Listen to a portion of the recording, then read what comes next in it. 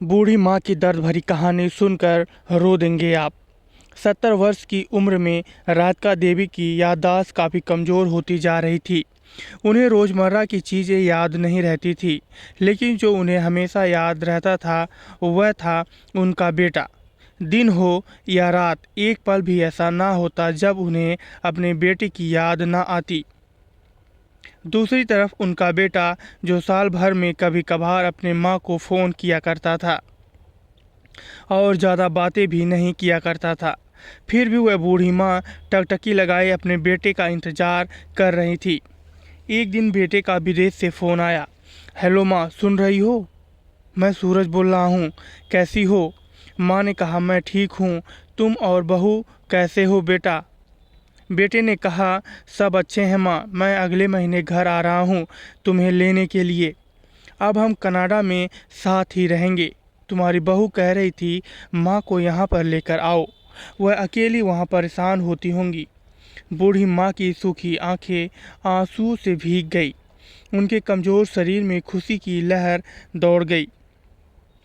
बेटे और बहू का अपने प्रति प्रेम देखकर माँ का मन खुशी से भर आया।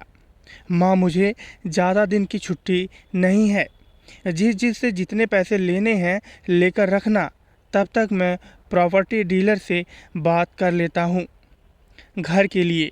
माँ ने पूछा। घर के लिए? हाँ माँ, गांव का घर अब हम बेच देंगे। अब हम साथ में ही रहने वाले हैं, तो गांव में घर रखने का कोई मतलब नहीं है। माँ बुढ़ापे की वजह से ठीक से चलने में अक्षम। माँ ने पूरे मोहल्ले में घूम घूम कर अपनी इस खुशखबरी को सबको सुनाया। सभी को खुशी हुई। सबको लगा माँ जी के आखिरी दिन अपने परिवार के साथ खुशी से बीत जाएंगे। घर वापस आकर माँ ने अपने घर के कोने कोने को ऐसा देखा जैसे वह अपने बेटे को देख रही हों। देखे भी क्यों ना, उस घर को अपने बेटे से कम थोड़ी समझा था। अपने पति के साथ 40 साल यहीं तो बिताए थे, लेकिन अब मजबूर थी। बुढ़ापे के आखिरी साल बेटे और बहू के साथ बिताना चाहती थी। दिल पर पत्थर रख कर घर बेचने के लिए माँ तैयार हो गई।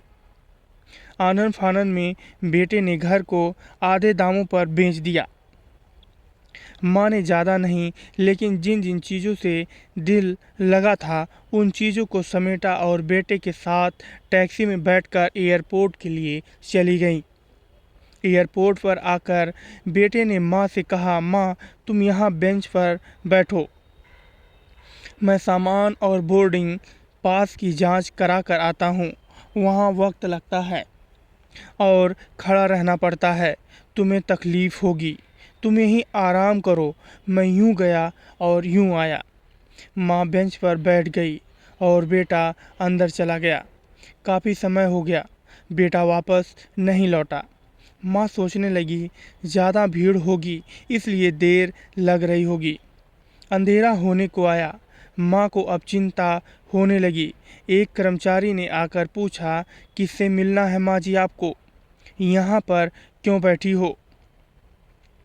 डरती हुई आवाज़ में राधिका देवी बोली, मेरा बेटा अंदर सामान की जांच कराने गया है। अब हम कनाडा जा रहे हैं। कर्मचारी ने पूछा, क्या नाम है माँ जी आपके बेटे का? सूरज नाम है मेरे बेटे का, राधिका देवी ने बताया।